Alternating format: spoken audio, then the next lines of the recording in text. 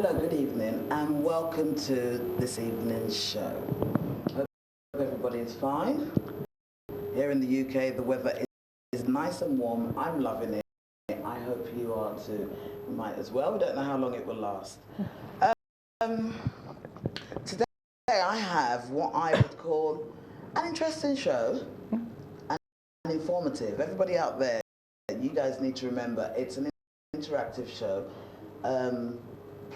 Please do ring in and ask some questions. Correct some things if you feel they need correcting. This is a very tough subject because it's something that stirs up a lot of drama in a lot of people, even myself at times, I have to admit. Now, I did announce on Facebook, and I will say it here. Today's show, we are talking about, well, is Africa ready for homosexuality? You know, we've seen so much in the news about it. America has just approved gay laws. UK did that some time ago. Loads of other countries have as well. Even during the elections, there was so much going on about the gay laws and Jonathan Goodluck and Buhari. Now, with me to discuss this topic and also shed some light on, you know, all of us here, is Elizabeth. Hello. Hi, Elizabeth. Thank you so much for joining us. Thank you for having me. Now, Elizabeth describes, should I say describes, that is the right word, describes herself as a bisexual pastor. So she is a Christian pastor, and she's also born again.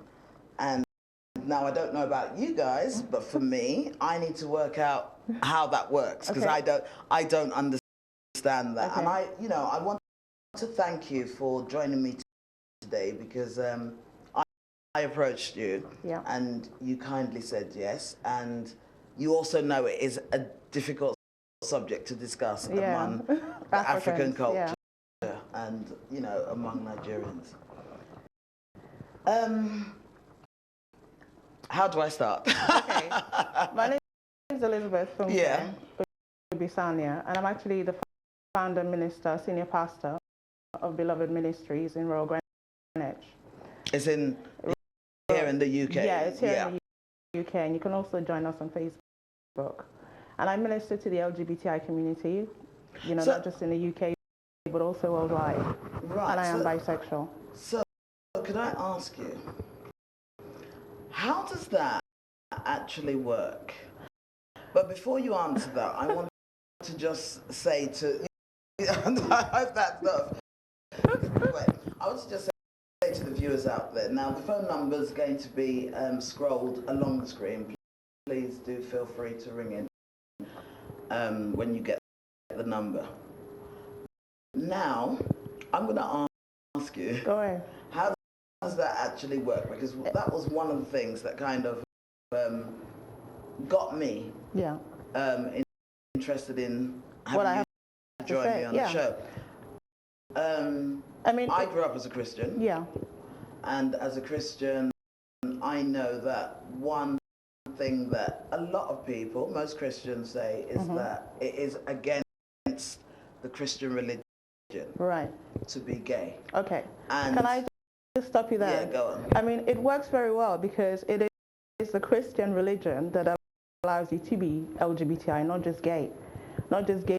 Sorry, when you say LGBTI, yes, it includes it's lesbians, gays, transgenders, you know, bisexuals, you know, lesbians, gays, bisexual, transgender, i.e. those that change their sex from male to female, female to male, and intersex. And it works very well because, you know, as far as we're concerned and as far as the Bible states, you know, we at Beloved Ministries believe that it is only through Christ that you can be all that, because, you know, under the law of Moses and Leviticus, Exodus, and all those places where Moses established the law and the nation of Israel, we were non-persons. The LGBTI, lesbians, gays, trans, whatever. You did not exist. We did not exist. Death was the penalty. Yes. Even unto heathens, Until the children. today is the penalty in some countries. In some countries, and that is very legalistic, as we say in Christendom. It's under the law of Moses. Yeah. The whole essence of Christianity is that Jesus Christ came to abolish grace. Hebrews 10:9 tells us that. What does Hebrews 10:9 say? It says, "I've come to abolish the first and establish the second." But then the first is the first covenant, the Old Testament. The second is the New Testament, the second covenant, which God cut for us, and it was sealed in the blood, and the sacrifice that is the Lord Jesus for us. So under grace, we're no longer non-persons. He says, a people that are not his, he's brought near unto him. We are that people. But if you're saying that, now I don't know, I'm not too sure of what your interpretation of non-persons is. Yeah. But would I be right in saying that when you say non-persons, you're talking about those who other people consider as sinners? No. The Jewish books categorically said that if there was a Jewish person that was a gay or whatever that slept with a man as with a woman, it would be stoned to death. Yeah. So therefore, any such person that does it, they're not in existence. Yeah. It was there to deter people from doing it because there was no ransom given for it. Okay. Yeah. So, we've gone back to the Bible, and one thing I've always found people quoting is that it is wrong. Yeah. I've been through the Bible, and I think I saw two passages today. Okay. But like the Bible, they weren't specific. They didn't say specific things. Okay. Are easily to interpret. Now, as we know, we are basing this conversation on Africa because as a whole. The whole pool of Africa has always been religion.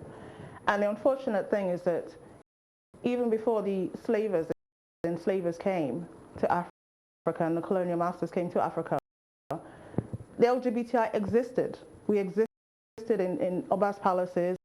We existed in everyday life. You wouldn't have transgenders in those days because you didn't have the technology. Well, they had like intersex. They had like cross-dressers. The men, even like in Hausa land, you have like the Yondaudus, of which you get the Daudu family, who are direct descendants of this set of people. And you have, them in different parts of Africa.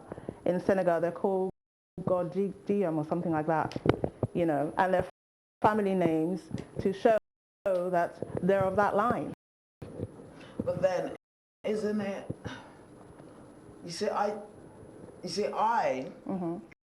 I grew up here, and I went to Nigeria when I was in my teens. Okay. Now, I can't remember as a child anything around homosexuality being out there.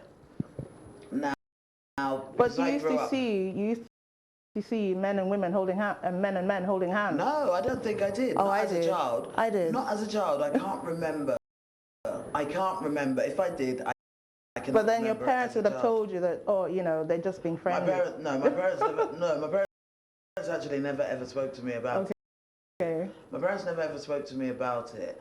And growing up in Nigeria into my 20s, it was not something that was addressed. Prevalent. I can't remember. Yes, I can remember being spoken about because we had two guys who were meant to be homosexuals in my school, and there were some girls, and they always spoke against it. Right. Basically, I think coming to the Western world changes things for people because then when you come to a country, you have to be accepted. You have to accept their ways. But if you're still within the African culture, how does it fit in? Because we're talking about Africa as a continent has 54 countries in it. Yeah. Now, out of 54 countries, homosexuality is illegal in 38 of those countries. countries. Now, in those 38 countries, they have things like death penalties. Yeah. They also have imprisonment. Nigeria has just passed the bill around homosexuality, making it a crime. Right. And they actually have a law in Nigeria that one of the laws that they passed in Nigeria along with the bill was that anyone aiding, abetting, activism, who is telling them their rights, and who is tolerant of it can actually be sentenced to 10 years in prison, which is just basically them not being against it. Okay, so how can you reconcile that with Christ? If you say that homosexuality is bad, how is imprisoning somebody doing what Christ tells you when he said love thy neighbor? But then if we say that, then won't we say if they imprison anyone? No. Because homosexuality is an individualistic choice. If a gay person or a lesbian came up to you and raped you and touched you in a way that you don't like, and you consider that as a violation, it's understandable. But if they're in a relationship with another gay, with another lesbian, what's that to do with you? How is that a crime? I don't know, but when countries make it a crime, why do you think they make it a crime? Because they're legalistic. They're under the law where there's no salvation. Most of the Islamic countries, they also follow the law of Moses in the Ten Commandments and the old ways. That's how the whole world is until Jesus Christ came and established a new world order, so to speak. And that new world order is inclusive of LGBTIs, of blacks. If any black Christian want to say that that's not the case, well, how did you enter the kingdom? Because you're not a Jew, and Jesus Christ paid for you to be grafted into the beloved. So that's why when you see people like being activists for the LGBTI community, they'll always liken it to blacks. Most black people don't understand that it's related because it comes from the Old Testament. LGBTIs, heathens, these are the people that you must not mix with. If you find a Jew that's a gay, then you stone him to death. It's all contained in the law of Moses. Now, as a Christian, as Nigerian Christians, you have to decide whether the grace that you're under allows you to discriminate against LGBTI when Jesus Christ has ordered a love walk. And I'm not talking like erotic love, I'm talking like agape love. But you see, for me, LGBTI is a word I'm not used to. Yeah. I'm not used to that. So that, I think it was through you that I've heard of it before, but it's not a word that I'm used to.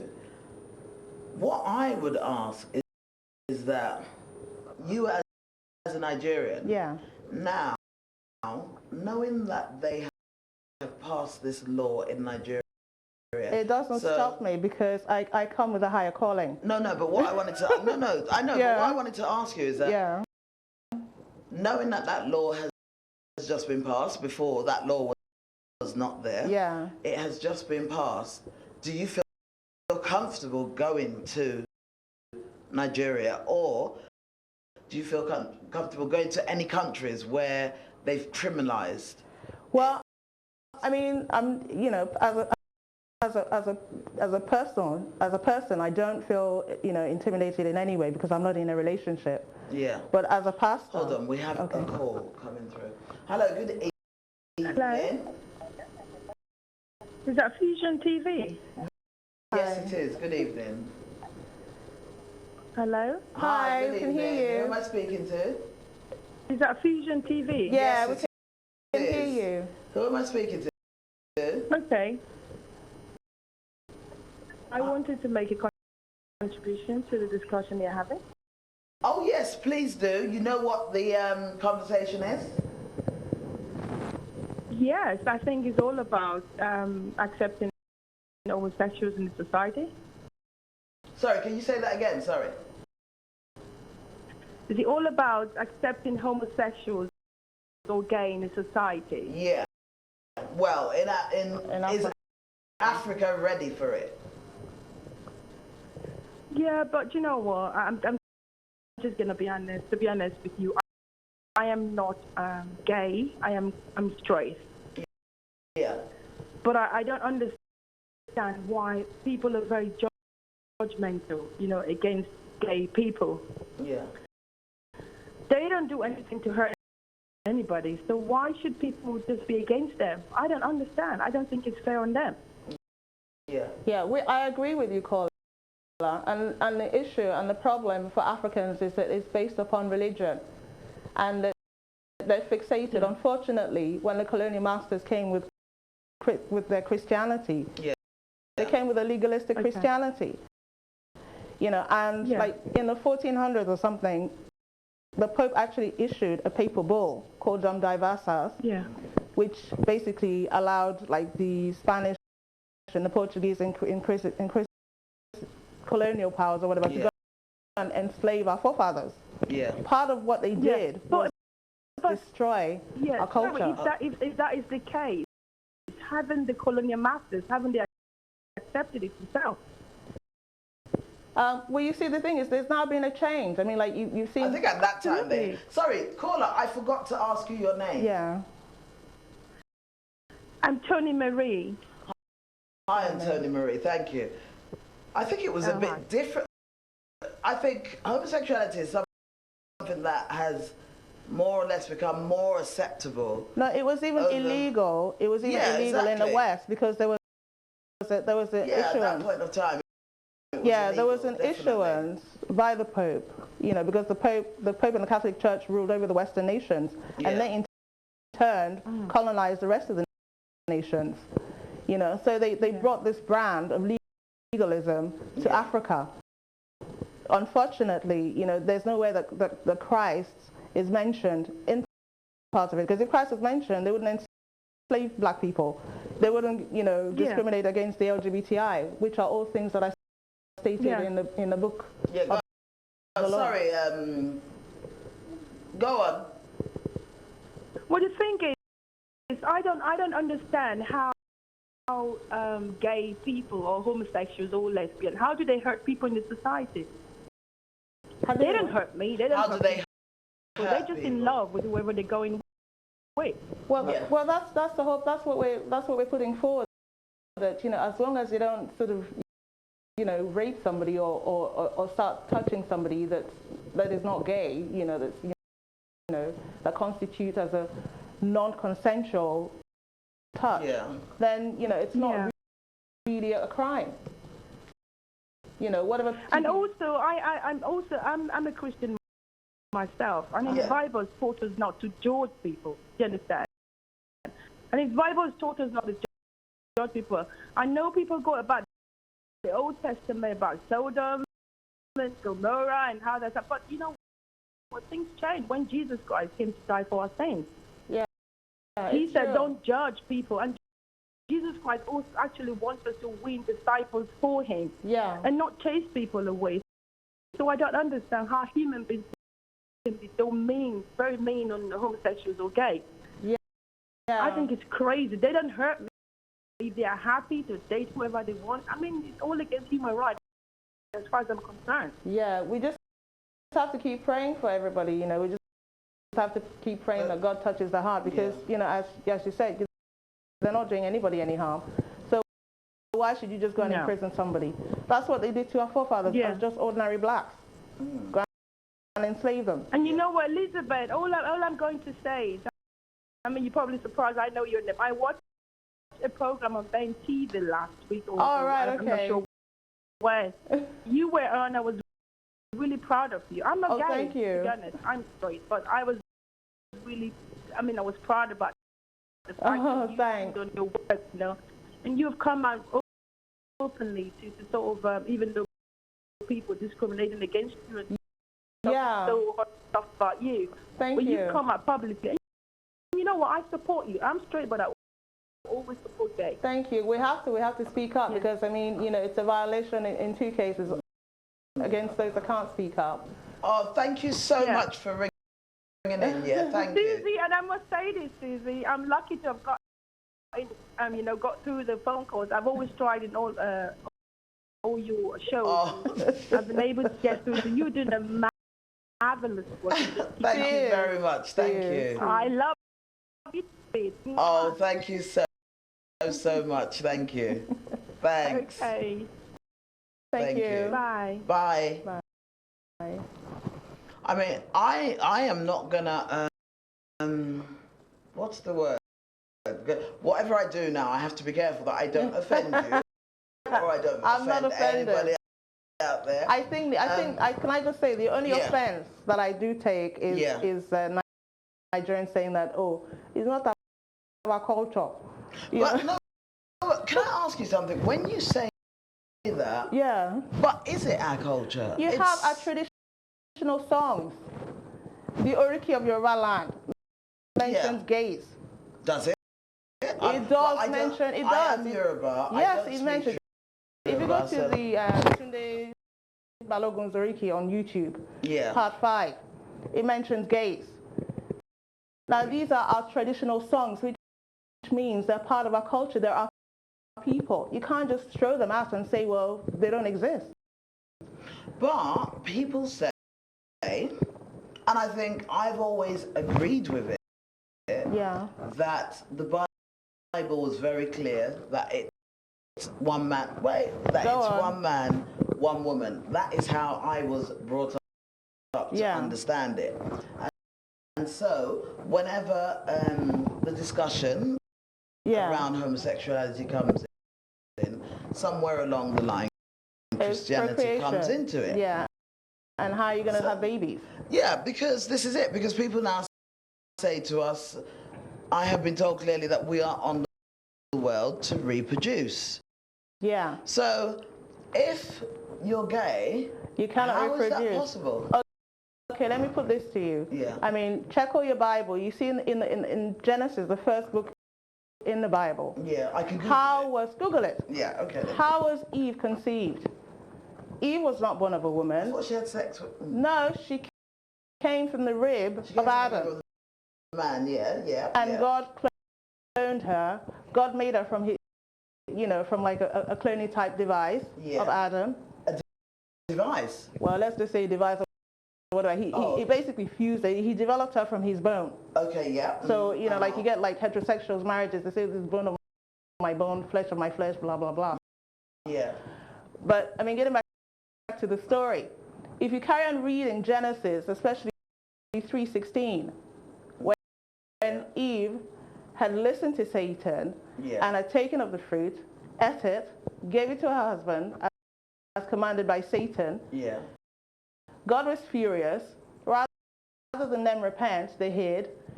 He then gave them their judgment. Yeah. For Eve, what was it? In sorrow and pain, you will conceive and give birth. That is a curse. Yeah. It shows two things. It shows, one, her punishment, and two, that may not be the way that God intended her to start having babies, for women, for procreation to start. What? So, but does that mean that you would be saying that just happened because of what happened? Yeah. But the original plan... we don't know. I don't know, because he doesn't say... I thought God was all-knowing, and so because he's all-knowing... He is all-knowing. There are certain issues, like Satan coming down to the earth after he was cast out from heaven. After there was a battle in heaven between Michael and the holy angels and Satan and his angels, and Satan basically lost. And so they were thrown out of heaven, and they came upon the earth to come and destroy God's creation. But wait, hold on. Okay. I've got it here. Yeah. The punishment of mankind, right? The punishment of Eve. Yeah. Genesis 3. Genesis 3:16. It says here, I will make your pains in childbearing very severe, very painful labor. You will give birth birth to children, your desire will be for your husband, well, that's and it. he will roll over you. That's exactly it. You see, in some lesbian circles, that is what they call, Eve's downfall, because her desire was then placed as a heterosexual. Before it wasn't determined, she could have been both ways, but how they then want to justify this, I don't know, because it was only Adam and Eve that was created.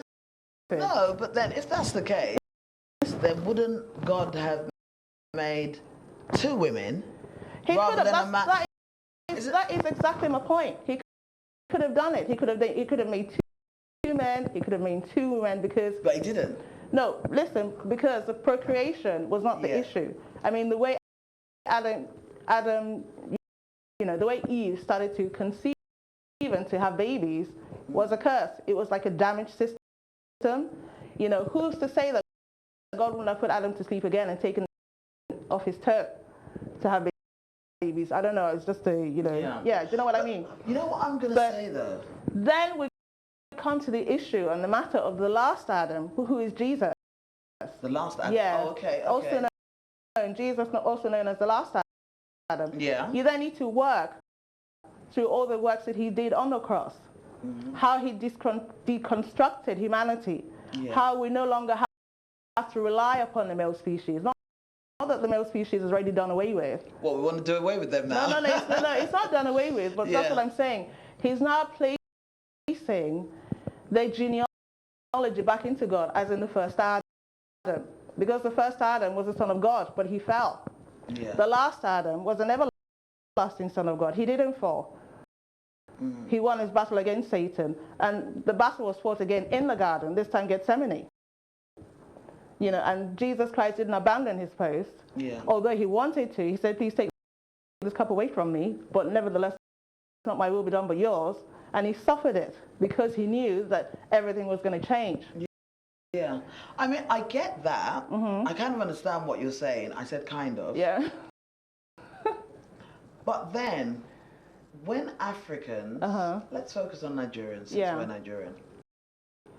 When Nigerians turn around and say, it's not part of our culture, aren't they being honest? They're not being honest. To a certain extent, they're declaring that they don't know their culture. One, they're declaring that they don't know the culture, which is understandable because of slavery, colonialism, etc., etc. There's no documented record anywhere. Like in the West, you have go to the British Museum, you see this, you see that. In Africa, there's nowhere in Africa. But you say that. Yeah, all of Africa was basically empty. The only thing that we have is our oral traditions. Yeah. And in our traditional songs.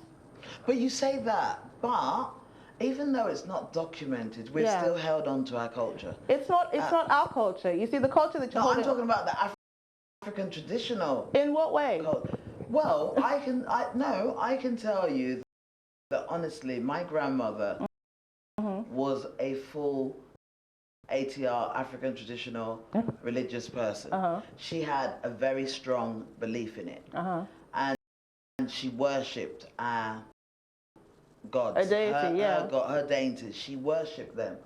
Now, I'm sure that she had never heard of anything like gay or lesbian before. Of course they did. Come on. Serious. I don't think my grandmother ever... Yes, even my grandmother's time. Yes, they always told us it's always been around. It's not something that, it's kept quiet. Yeah. It was always around. But our fathers didn't know how to deal with it because, they were told that, it's bad. So, you just get rid of it. But don't you think they've been told it's bad all along the way? Because all our history talks about men and women. At most, it talks about men having 4, 5, 6, 7, 8, 9 women. Yeah. But it never talks about men having other men. It never talks about women having other women. Yeah, because it's been whitewashed with a fake Christianity. No, but I'm talking about the African traditional religion part now without the Christianity side in it. But that's played an influence into it. It has. Is it easy to just drop something just like that? Oh, it is. There'll be a trace of it. No. It has been very easy because, I mean, even like after the the colonial masters left, you had like the whole infrastructure, the whole structure of Africa, of Nigeria specifically, is so very British. But you see, without you saying this, Yeah. I would have said that the Western world were the ones that brought homosexuality to Africa. At all, it was the Western world that said stop it. And I can prove it with the Dumb Diverses decree that the Pope issued upon the Western world. They went into Africa, taking the Saracens and the so-called heathens, and whitewashed them. Anybody that didn't go along according to what Pope Nicholas said, they were to be taken as slaves, and this they decreed to be a perpetual thing, eternal. Yeah. And you mustn't forget that, and I'm not being blasphemous to anybody, if you're a Catholic, I would urge you to leave Roman Catholicism. Are you serious? I'm telling you, it's... Well, I went to a Catholic school. Roman Catholic Church is the harlot that says in Revelation 17 and 18. I don't know if I agree with you. No, seriously, I don't know if I agree with you there. Even Catholics agree with it, but they say that, that was the time of the popes, is what they tell you. I mean, we're in a Protestant, I'm a Protestant, I'm a born-again Christian, but I'd have to say, this Britain is a Protestant nation. This is the essence of Britain. When you say that, doesn't the Bible teach us that we shouldn't do such? We shouldn't, sorry, go on. Well, we shouldn't, put down another church. I'm not putting it down. That is the description. That you have to say, the Bible says you have to say what God calls righteous, you have to call it righteous. I'm not judging anybody. Like I said, I urge all people that are Catholics, that are, seeking God, that I really want to seek God, to come out of her, as the Bible says. So what, would you say that if you're a Catholic, you're not going to find God? No, because the Bible tells us in Revelation 17 and 18 that the Roman Catholic Church is a harlot that sits upon many waters.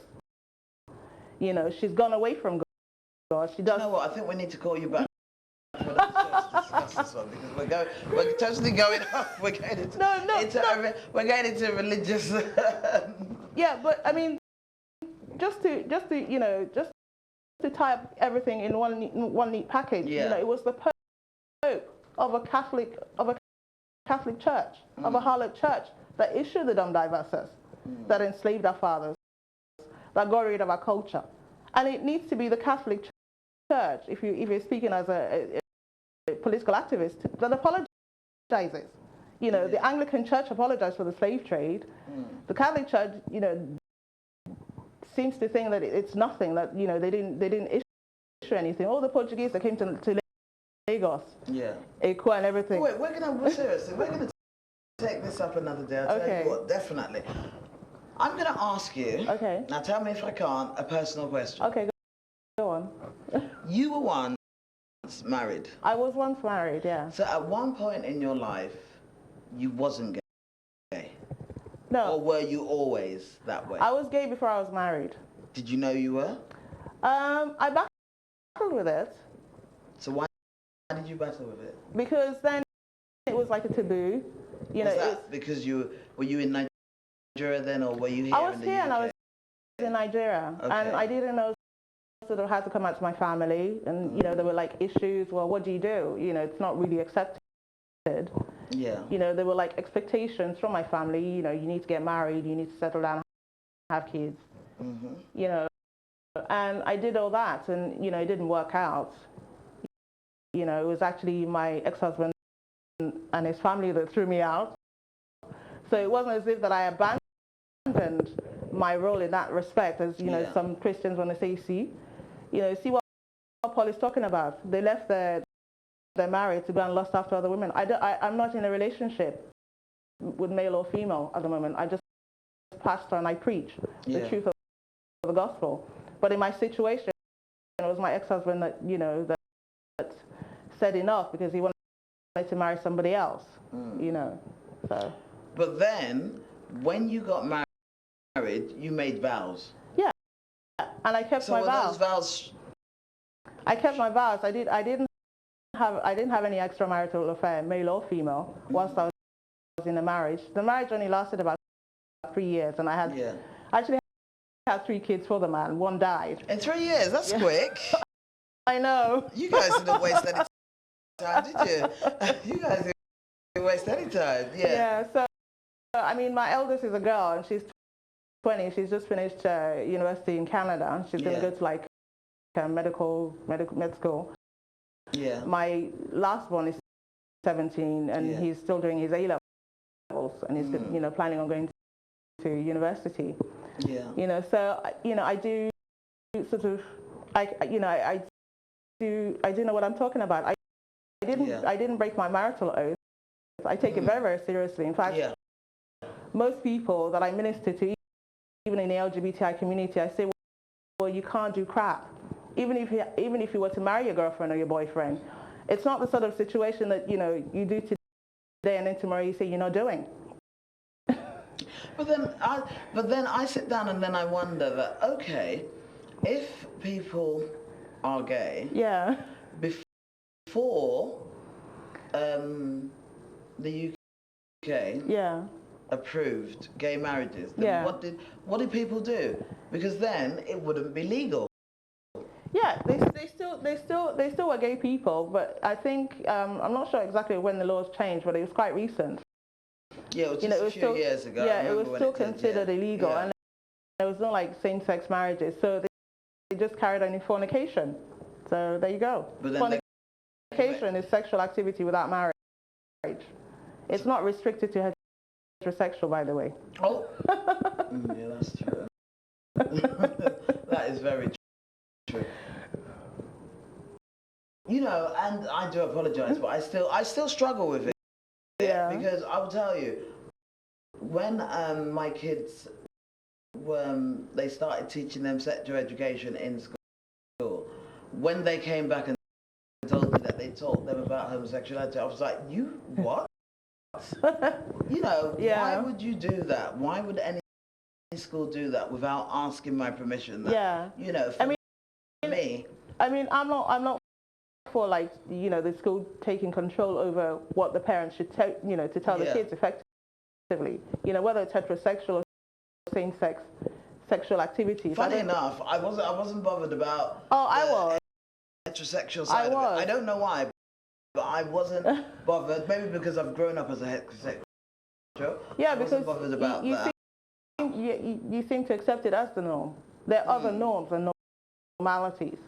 Well, I think it's more or less I accept it as the norm, but that's what I've grown up with. That's the norm that I have grown up with. Yeah. And it was never an option for me, so it was something that I never ever considered. But funnily enough, with my own parents, my mother rejected me being taught, sex education at school. She was like livid. She's like, how dare they? It's like, what kind of... our parents were a bit different. What kind of a school is she going? Have I enrolled my child in? Yeah, no.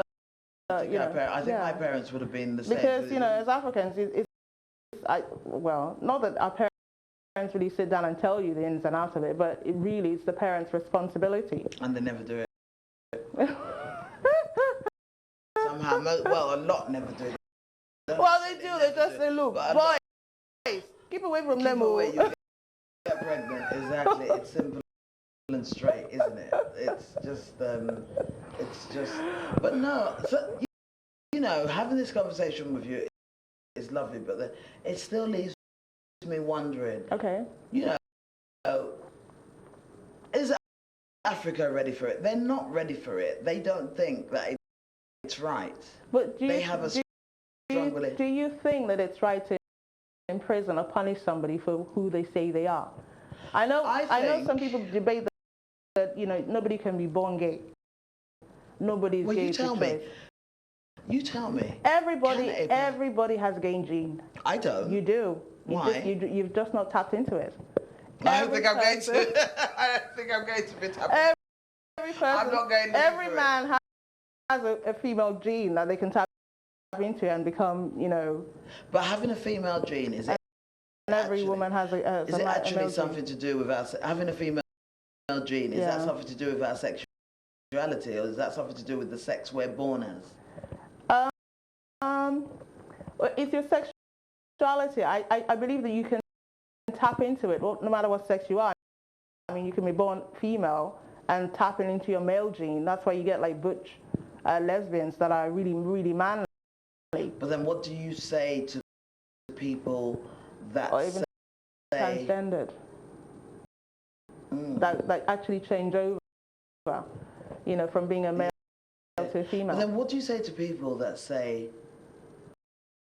it's a sickness? Well, I say, do you know what I mean?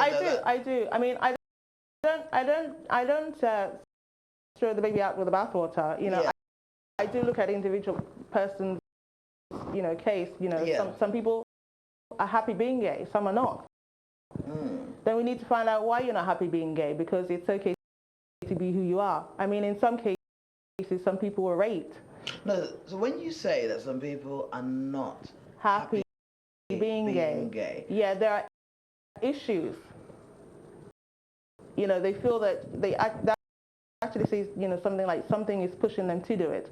In that case, they need to be, prayed for to be healed or something. That's why I said, like, in some cases. But in that case, doesn't that say that they are saying it is not normal? No. They're saying that they have an issue with it. Like I was saying, there are some people that are raped at youth, at very, very young age, and they've like opened themselves up to things that they shouldn't have opened themselves up. So therefore, they need to pray. Yeah. Not all gay people need to be prayed for. Come on, everybody needs to be gay. Just like in heterosexual, relationships, you get a woman, she can't stop being a tart. Yeah. She opens her leg to everybody, and she doesn't know why. So she needs healing. She needs to be prayed for. Not that, when you pray for her, then, her heterosexuality goes or whatever, but, obviously something is amiss. Yeah. And they need to deal with it. But then you tell me though, what do you say to people that turn around and say it's an illness, or it's a taboo, or it's a, but something, usually when they say it, that is their understanding. Yeah. Is their understanding of what they've been told. Yeah. I mean, I have been told before that, it's the gay state is a fallen from grace state. I've had it said from the church. Yeah. The church itself. From the church, from other churches that they don't believe that being gay or lesbian is a thing that shows healthy spirit. It shows a broken spirit that needs mending. And you just have to answer those people back with what they know, and that's the Bible and the Word of God. Yeah. And you have to examine it. Does the Word say that homosexuality is a sickness? But you do hear a lot of. You do hear. And if so, where does it say it's a sickness? No, but you do hear a lot of religious people saying it's not normal. It's not what they perceive to be normal, because they've never retrained their minds to accept the truth of the Word of God. We're not under the law of Moses, where homophobia is permitted to exist. We're under grace, and it's not permitted under grace. If you want to start displaying your homophobia towards the LGBTI community, then you're basically, as a Christian, placing yourself under the law.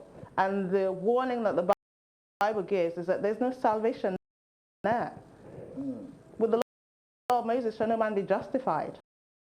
Nobody will ever get into heaven by sticking under the law of Moses. So you need to come up under grace, where there's salvation. Are you saying that we should disregard the Old Testament and we should focus on... Most definitely. I think, that's the whole essence. The Old Testament law, the covenantal law, the Mosaic law has been done away with.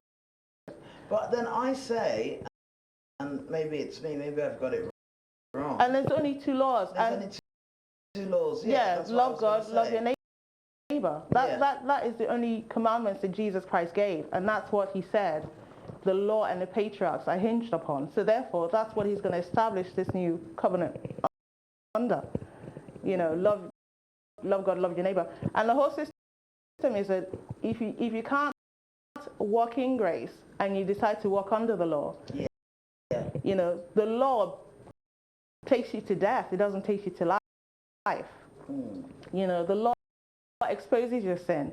You know, like under the law, they say that if you break one law, you've broken all of them. Yeah, that's what the Bible. I don't believe that. You know? It's true.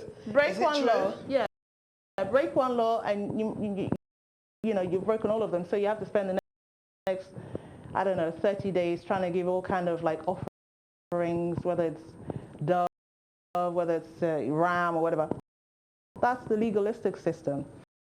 But then you're telling me that if I tell a lie, I've also committed murder. Yeah, under the law. And you've also failed to offer the sacrifices that goes, you know, that's what required. Oh, under the law system, you had like a ritualistic code of law, code of ethics that you have to do. Like on certain days, you have to like, you know, make an offering to the Lord, and then in your tithe, you have to make sure that you bring in the grain offering and all the food offering, and you know, not just the money offering, you know, that you're required under the law. Under grace, that's all been done away with. Hebrews 7, 11 and 12 tells us because there was a change in the priesthood. Yeah, I agree with you. It was necessary to change the law and to change the whole system. And this is what Jesus did. He deconstructed everything and established a new world order. So hold on, we have another call coming in. Hello, good evening. Hi, good evening, Susie. This is Ayo Thinking Aloud. Hi, Ayo. How are you? Do you know Ayo? I'm very well, thank you. I'm very well. Thank you so much for joining us. Quick one. Unfortunately, I haven't been listening since 8. I've been out of the house, but I came in, and as soon as I came in, I switched, you know, turned on. And I just wanted to ask you a quick question of your guest. Yes. Good evening. Hello. So I didn't get her name. Elizabeth from Care. Hi, Elizabeth. How are you doing? Fine, thank you. The question I had was when I turned on, the first thing you were having a discussion about marriage and within the gay community, and also about fornication. The phrase that caught my attention is when you said that it's not right, so it's, you know, it's against, fornication is wrong in both homosexual and heterosexual relationships. Yeah. So sex outside of marriage is wrong. Yeah. So it seemed that the gay, you know, what did people within your community do, or what do you tell your people? What did you tell your community, or the people that you preach to, before the rights of you know, same-sex marriage, about what they were doing in terms of their relationships then? Because there was no marriage. That's exactly what. So there was that, and then just trying to understand what your definition of marriage is. Okay, that's exactly what I've been saying, and what I still uphold. I mean, I'm known in the LGBTI community as, oh my gosh, you know, she's really strict. But, you know, it's true. I mean, you can't just keep jumping from bed to bed.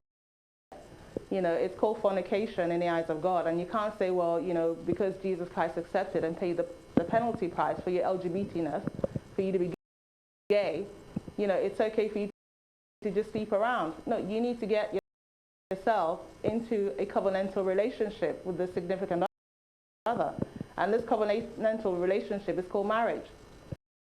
Now, for me personally, I always felt that you don't need the state, you don't need the church to validate your marriage. You need to say an oath before a minister that believes in your type of marriage, because most non-gay pastors find it problematic to accept same-sex marriages, and they will not. Because they keep saying, oh, marriage is between man and woman. You know, that's all they know. You know, and I keep saying, well, okay, let's look further. Let's look further afield and look at what the last Adam did. The marriage in Revelations of the bride and Christ, is that between a male and a female? Who's it between? It's between by the Lord Jesus and his bride. That is a marriage.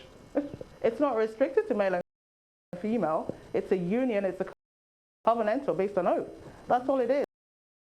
I'm not belittling it, but to explain it further, that's what marriage is. It's not just about procreation, because we don't limit God in his works and his deeds, as I was explaining earlier.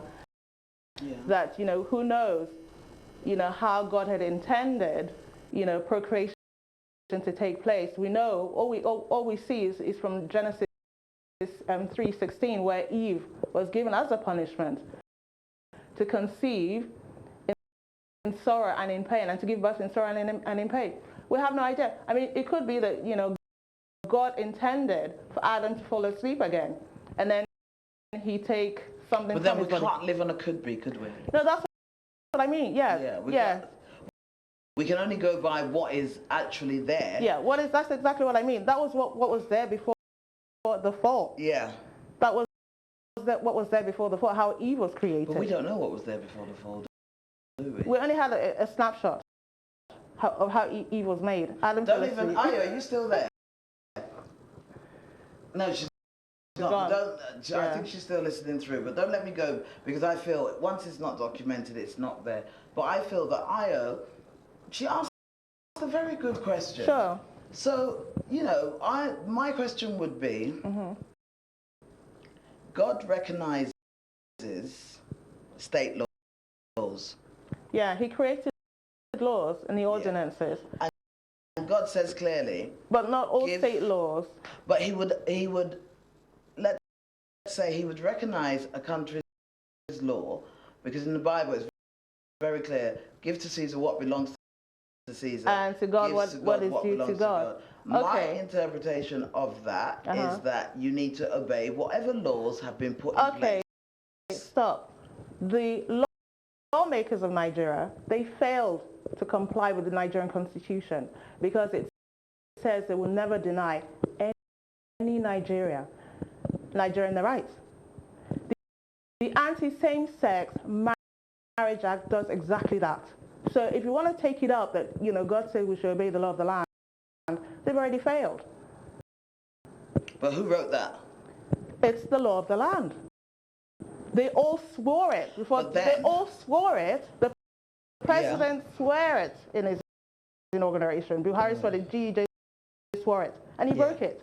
But then, isn't it to interpretation? There's no interpretation. You are assuming, you have come under a false assumption that the LGBTI do not exist. Yeah, they are saying very clearly. As Nigerians do, because you can't deal with it. So Kosimbe, it doesn't matter. No. But they are saying, like a lot of countries, like most countries in Africa, that it does not exist in their culture. That is, it's not a cultural thing. The law of the land is not a cultural thing.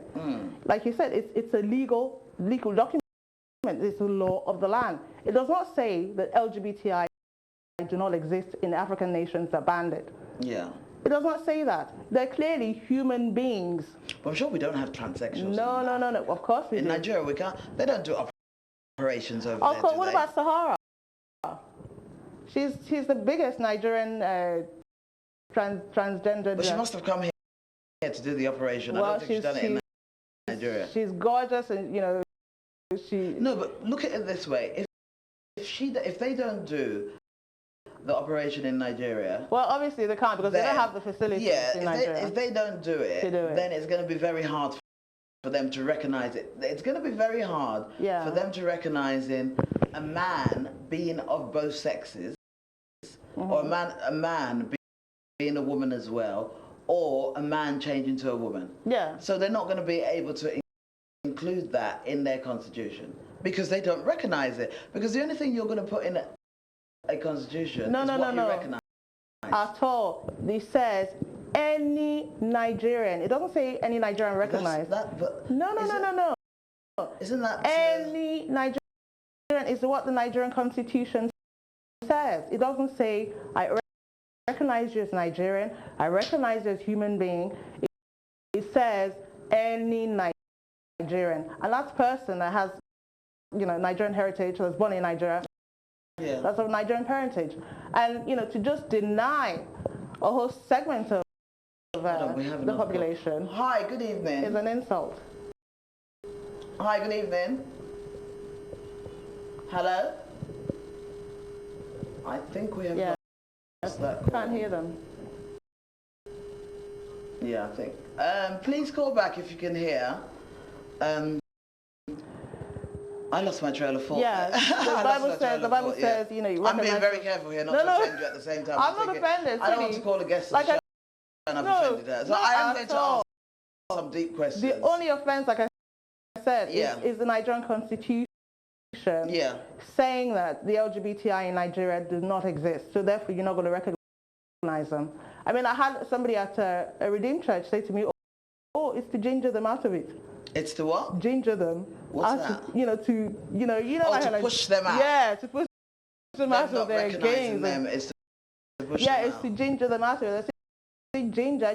Jesus Christ didn't say ginger. Yeah. It is the grace of our Lord that causes us to repent. If repentance is needed, it's not the whacking on the head. It's not the putting in prison and denying rights. I'm just going to say to the production team, I think the telephone is still on, but there's nobody on the line. Yeah. It's not gingering. You know how our people like, it's like, unless, you really beat them, beat some senses in them. It's not always about beating. It is not about beating. That's why Jesus Christ died. Love is the key. If you think that loving the LGBTI, that you're loving them by putting them in prison, and then, something is wrong. But I don't think they've ever claimed to like them or love them. Well, that's the point. They've kind of made a very clear message.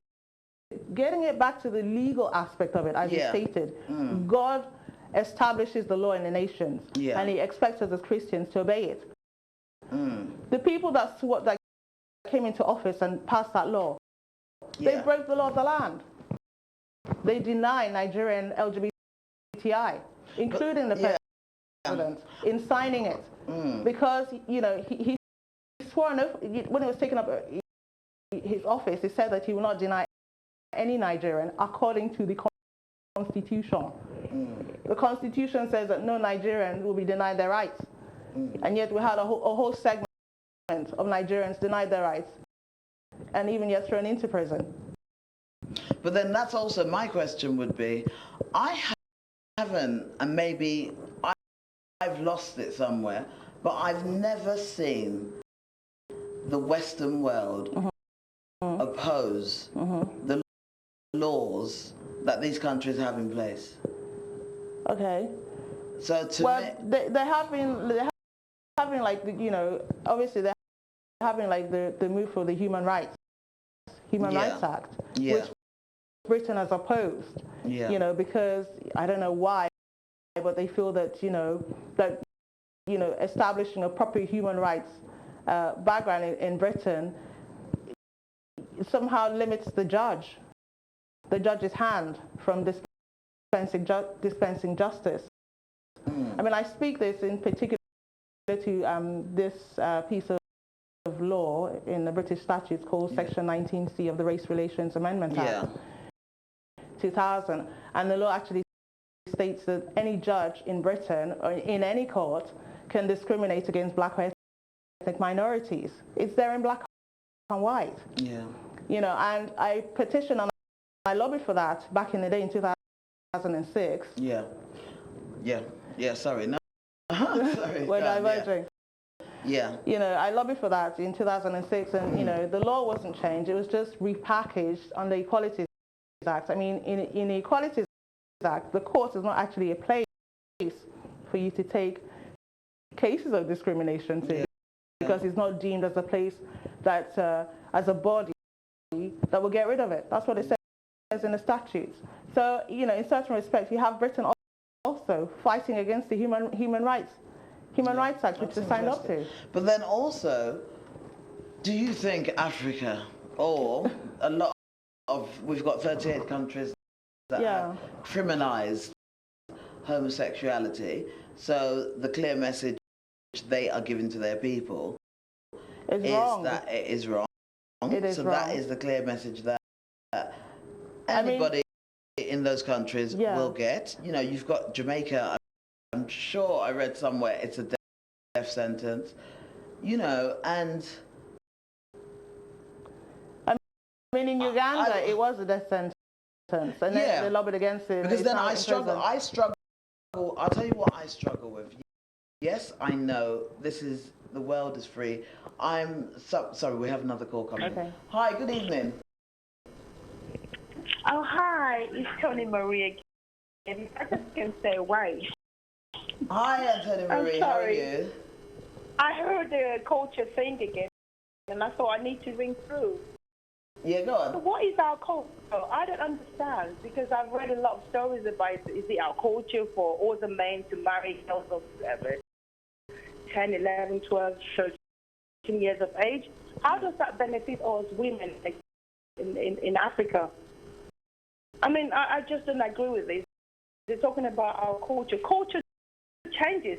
You can't say our culture, the culture we had years ago, still stands.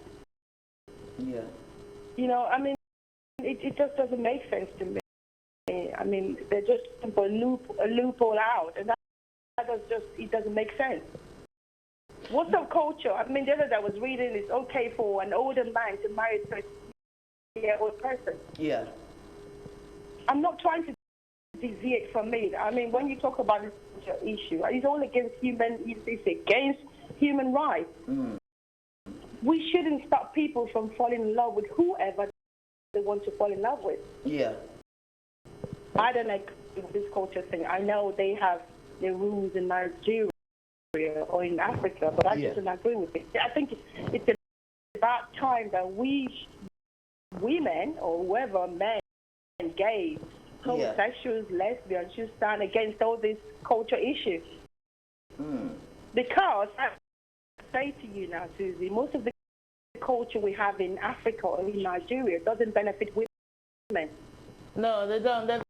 I do agree. That's part of the legalism that I was saying, even part of the judgment that God gave on Eve. Yeah. That she would always be subservient to Adam.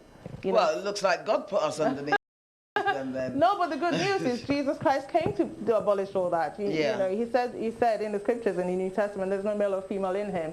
Women are now equal joint heirs. You know, with Christ.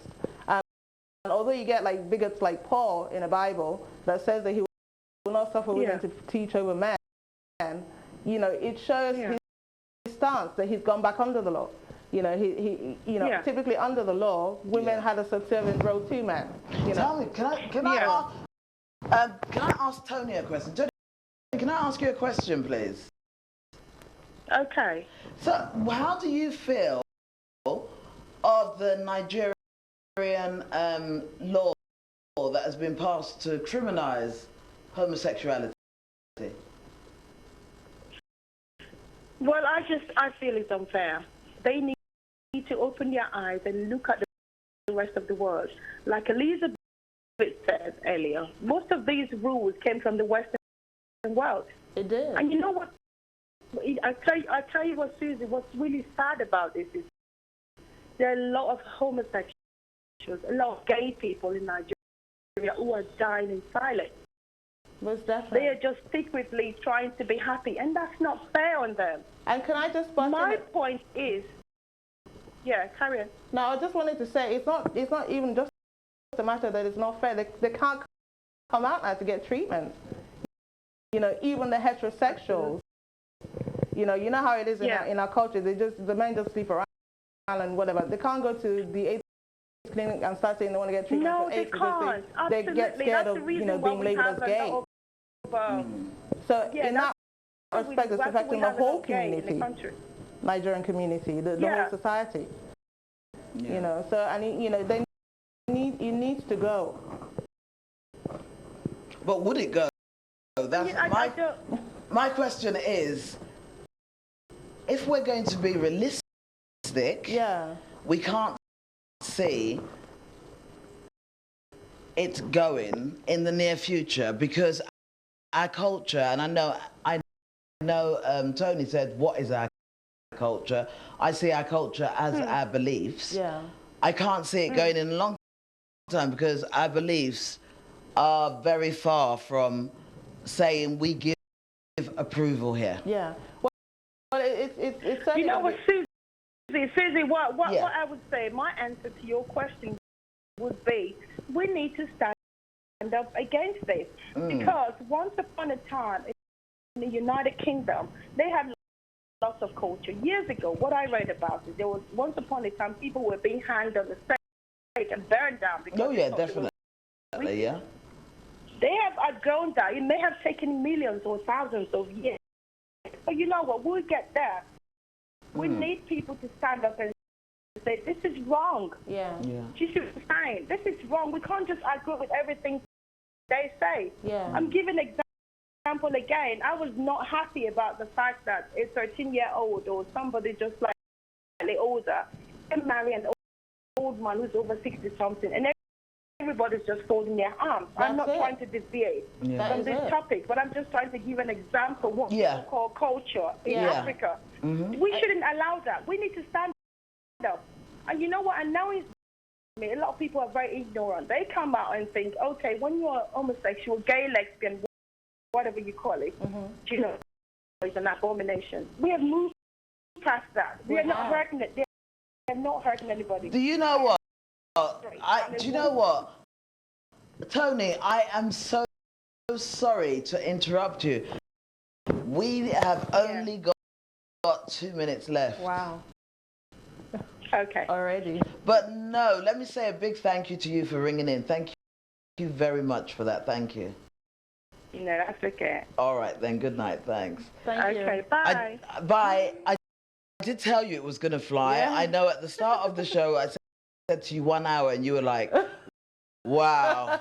And I said to you, it's going to fly. And do you see how it has flown? I mean, I have to be honest, I still struggle with it. Yeah. But I mean, to help you in your struggle, I'm not saying that you know you should turn your mind totally, you know, and be, you know, even be gay. But no. It ain't gonna happen. No, that's not what we're saying. That's not what I'm saying. What I'm saying is to appeal to people.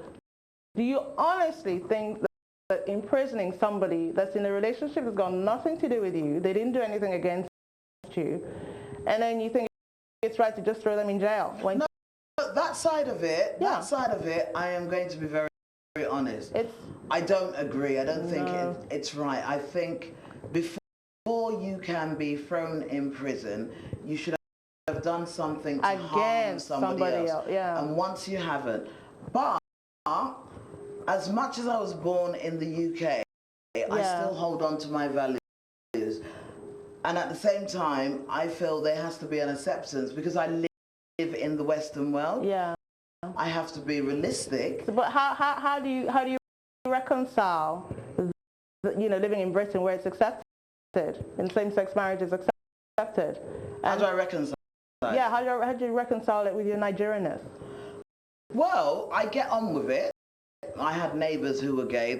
They were my best neighbours, bless them. They were lovely. Yeah.